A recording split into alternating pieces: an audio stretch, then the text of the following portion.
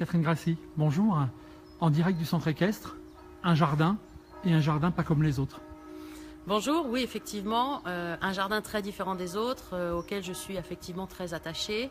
En effet, je suis née à Dinard, voilà 55 ans. Je suis la dernière des 7 enfants de André Guguin qui était vétérinaire à Dinard. Et pendant sa vie, mon papa a été adjoint aux travaux d'Yvon Bourges. Et dans le cadre de cette mission, au service des Dinardais, il a fédéré autour de lui des énergies très fortes pour construire ce stade équestre. Alors on y reviendra, parce qu'effectivement c'est un moment important de ce qu'on voudra rappeler tout à l'heure. En attendant, c'est à la fois la vie d'une femme, d'une mère de famille, puisque aujourd'hui, si vous êtes sur la liste de Jean-Claude Mahé, c'est qu'il y a aussi, je dirais, une histoire d'amitié, il y a aussi une histoire dinardaise avec des enfants. Et autour de ces enfants, Catherine Grassi, elle est plongée dans le monde associatif. Oui, complètement, puisque j'ai épousé donc Thierry Grassi, qui est tourangeau d'origine, mais qui est venu ici après notre mariage. Et nous avons ensemble eu 4 enfants. Nos 4 enfants ont fréquenté, au total, à peu près, si on s'est trompé d'une ou deux, 18 associations dinardaises. On en a peut-être oublié une ou deux.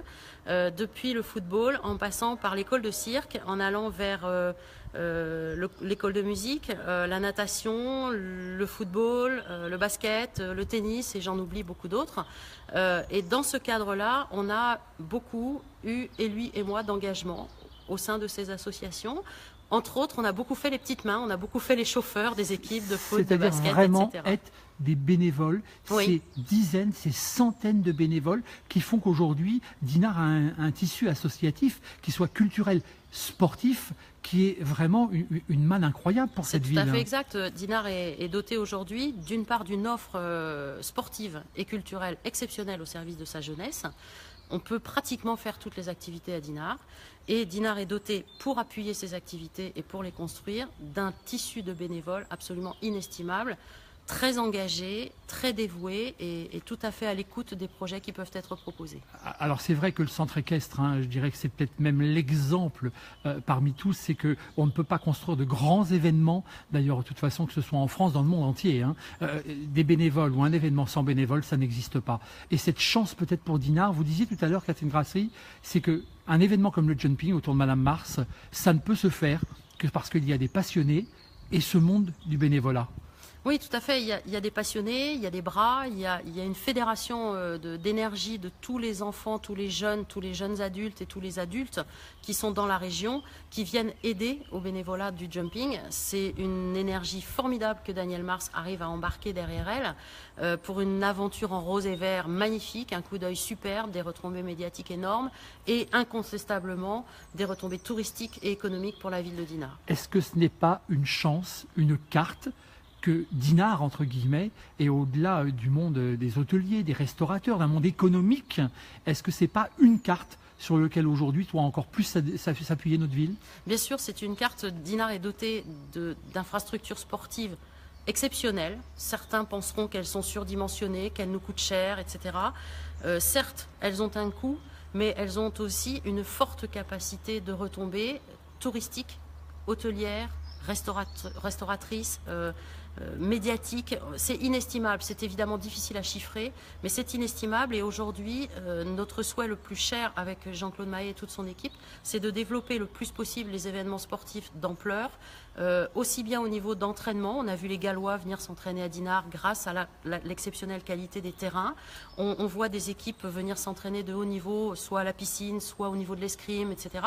Il faut absolument développer ça en saison, bien sûr, et hors saison. Alors, on l'a vu, effectivement, c'est-à-dire que le service hôtelier, si on peut dire, avec Madame Bellien, le Novotel, où les Gallois sentent à la fois la beauté des terrains et le travail fait effectivement par la municipalité, et à la fois, si le Novotel n'existe pas, eh bien, on n'a peut-être pas les Gallois. Et en clair, demain, si on devait avoir les championnats d'Europe pour Rotterdam, c'est aussi par cet avantage-là.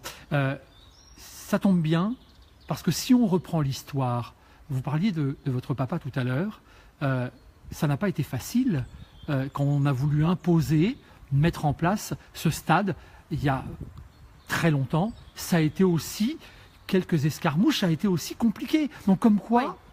Il y a toujours un caractère complexe pour une municipalité d'embarquer vers un projet d'envergure. À chaque fois, il y a une discussion sur la taille, la juste taille à apporter à ce projet. Ici, moi, je me souviens, j'étais pas très vieille, mais je me souviens quand même de discussions que mon papa nous rapportait sur la taille des gradins, sur ce caractère circulaire et tous ces gradins qui paraissaient pour certains trop grands, trop vastes, surdimensionnés. On faisait après tout juste une pelouse pour faire un concours hippique. Et les visionnaires de l'époque n'ont pas lâché et ont bien fait de construire autour de ce stade équestre de magnifiques et gigantesques gradins autour desquels on peut 3, 4, 5 jours, on peut étendre les durées. On peut bénéficier au maximum de cette infrastructure et c'est vraiment visionnaire à l'époque. Alors, effectivement, hein, on peut dire ce combat d'idées, hein, ce combat visionnaire fait que clairement, s'il y a tant d'années, eh bien, on ne se bat pas. On n'essaye pas d'expliquer les choses, et c'est peut-être le mot expliquer qui est important. Eh bien, on n'a pas cette chance aujourd'hui d'avoir peut-être demain, et on le souhaite en tout cas à toute cette équipe de Madame Mars, d'avoir les championnats d'Europe. C'est ça en vérité. Est-ce que tout simplement les projets d'une ville, c'est peut-être pas aussi penser à l'avenir? Bien sûr. Moi, les championnats d'Europe, puisque vous les évoquez, c'est mon rêve le plus cher. 2019, Madame Mars n'a pas été retenue sur son projet d'accueillir les championnats d'Europe ici, et Rotterdam les a remportés. Rotterdam les a remportés en proposant une offre triptyque avec effectivement un concours de saut d'obstacle, mais aussi un concours de dressage et de paradressage destiné aux handicapés. Madame Mars, j'ai lu sur son site internet qu'elle souhaitait représenter sa candidature à nouveau pour 2021 en apportant cette dimension triptyque, concours de saut d'obstacle, dressage et paradressage. Évidemment, ce serait mon plus beau rêve que de voir arriver bien sûr en 2021 ces championnats d'Europe sur Dinard. Alors, on va revenir à quelque chose qui vous touche forcément, puisqu'il vous a touché dans votre corps, hein, Catherine Grassi, et ça c'est important, parce qu'il a fallu tout reconstruire, la femme que vous étiez, parce que un jour on tombe, c'est un accident, et derrière un accident, eh bien, on remet tout à zéro, et on est encore plus fort après. Oui, c'est ça, tout ce qui ne tue pas rend plus fort, mais ça c'est vraiment la devise facile, mais je la fais mienne. J'ai eu une chute de ski assez banale sur un bras qui était paralysé de naissance, mais dont j'avais récupéré la mobilité, mais qui n'attendait qu'une chute pour se briser comme du cristal. J'ai perdu ce jour-là la mobilité totale de mon bras droit, il me reste la main, mais quand le bras ne bouge pas, c'est complexe. C'est pas dramatique, il y a des gens beaucoup plus atteints que ça dans leur corps que moi.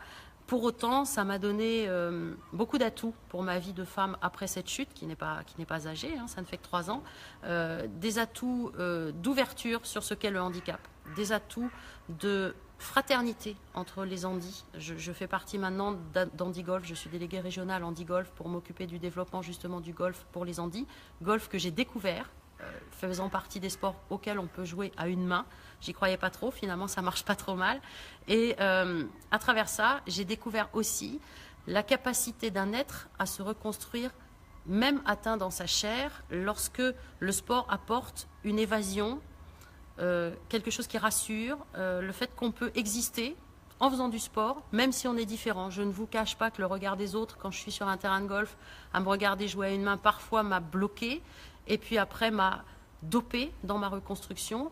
Et je suis très fortement convaincue que par le sport, on peut surmonter beaucoup d'épreuves physiques quand on est atteint dans sa chair. Alors, si ce n'est qu'aujourd'hui, les auditeurs auront pu rencontrer, savoir qui était Catherine Grassi.